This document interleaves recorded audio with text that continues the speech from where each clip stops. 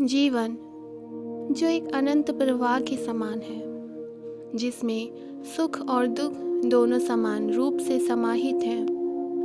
परंतु मनुष्य जो सदैव सुख की खोज में भटकता रहता है और इसी भटकाव में वह उस सच्चे सुकून को खो देता है जो उसके भीतर ही विद्यमान है। सच तो ये है कि सुकून किसी बाह्य वस्तु में नहीं बल्कि मन की अवस्था में निहित है। जीवन की सबसे गहरी सच्चाई तो ये है कि जितना अधिक हम भारी संसार में सुख को खोजते हैं, उतना ही अधिक हम अपने आंतरिक शांति से दूर हो जाते हैं। इच्छाओं की कोई सीमा नहीं होती, लेकिन जहाँ इच्छाएं अनंत होती हैं, वहाँ संतोष दुर्लभ हो जाता है। मनुष्य यह भूल जाता है कि जो कुछ भी स्थायी है वह बाह्य नहीं बल्कि आंतरिक है।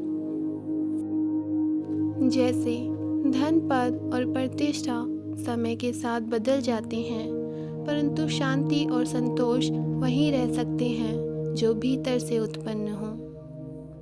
जब मनुष्य अपनी अपेक्षाओं को सीमित करता है, तभी सच्चे सुकून का जन्म होता है,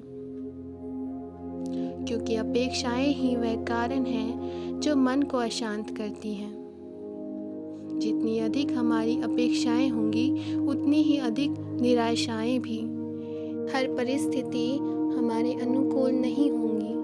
कभी हमें सफलताएं मिलेंगी तो कभी असफलता, कभी आपके अपने साथ होंगे तो कभी सिर्फ आपका अकेलापन।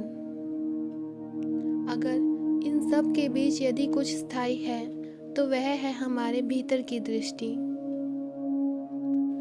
जो व्यक्ति परिस्थितियों को स्वीकार करना सीखता है, वही वास्तव में सुकून को प्राप्त करता है। स्वीकार करना कोई कमजोरी नहीं बल्कि एक उच्चतम समझ है जो मन को स्थिर करती है। सुकून का संबंध बाहरी शोर से नहीं बल्कि आंतरिक मौन से है।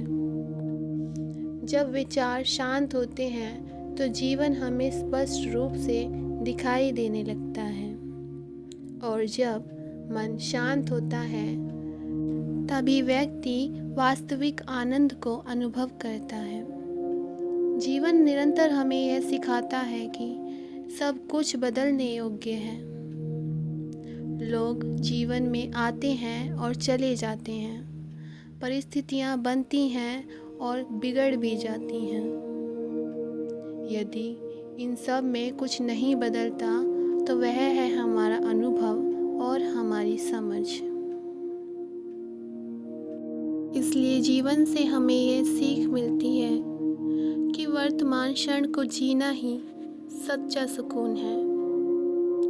अंत में हमें यह समझना आवश्यक है कि सुकून कोई लक्ष्य नहीं बल्कि एक अवस्था है, और ये अवस्था हमें तब प्राप्त होती है जब हम अपने विचारों से युद्ध करना बंद कर देते हैं।